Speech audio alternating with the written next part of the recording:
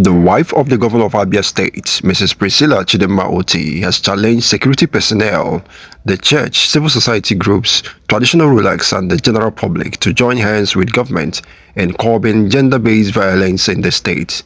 Mrs. Oti gave the challenge at the International Conference Center, Umuahia, during the GBV summit to wrap up the 16 days activism against gender-based violence and with the theme Advancing Gender, Justice and Child Protection through Strategic Partnership.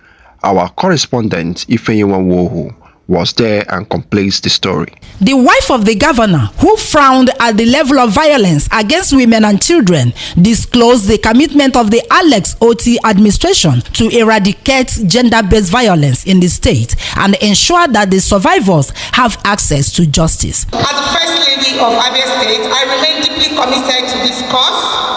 Together, through our multi-sectoral efforts, operationalizing the VAP law and the unwavering determination, we will end GBV and build a future where the rights, dignity, and safety of every individual are upheld. Mrs. Oti said the present administration has taken bold steps in strengthening the gender-based violence team and gender-based management committee for the prevention of the threatening issues of gender-based violence to ensure timely intervention and monitoring of the environment, as well as providing support and services for the survivors of gender-based violence. In her speech, the Commissioner for Women Affairs, Mrs. Maureen Ahokwa, lauded the present administration for the free education from basic to secondary, as well as establishing skills acquisitions for women in the state.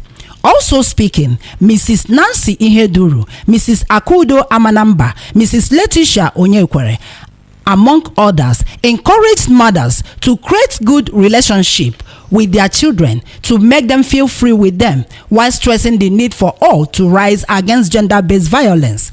In their remarks, Eze Ihanyichukwu Nwokenna and Eze Ojukwu Amogu extolled the wife of the governor for the initiative and promised their preparedness to partner other organizations in the fight against violence in the state. I want to draw attention to this fact that in our respective communities, some of us are educated and have found out that it is not proper to humiliate,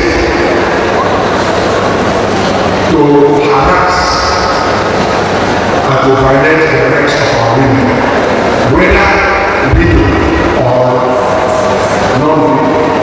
It's not proper for us for the men to do that. So we have respective laws in our respective communities. But also, unfortunately, it may surprise you to realize that the people who are engaging in violation in the community are more of the women. All the women, they say that the community has already happened. All the women, they say that the community has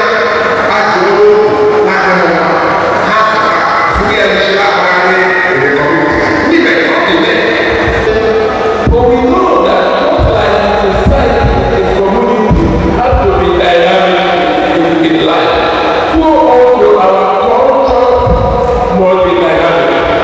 In other words, we need to change because as the society grows, then the practice must be dynamic to go along with them. The event, which featured interactive sections, question and answers, attracted the presence of the wife of the deputy governor, Mrs. Adeze Emeto, and other top government officials. Ifeyiwa Wohu